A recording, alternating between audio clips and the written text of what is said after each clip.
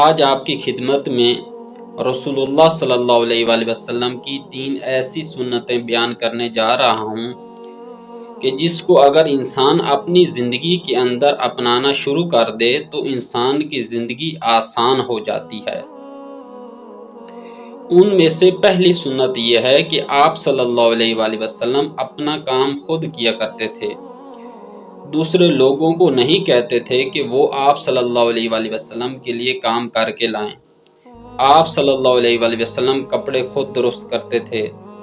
کپڑوں کو خود پیمند لگاتے تھے، جوتے کو خود درست کرتے تھے۔ اور جو دوسری سنت تھی آپ صلی اللہ علیہ وآلہ وسلم کی وہ یہ تھی کہ آپ گھر کے کاموں میں بھی اہل خانہ کے ساتھ مدد کیا کرتے تھے،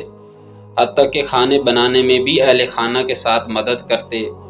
اور تیسری جو سنت تھی آپ صلی اللہ علیہ وآلہ وسلم کی وہ یہ تھی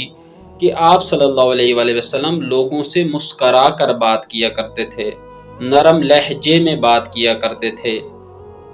اور سختی سے پیش نہیں آتے تھے،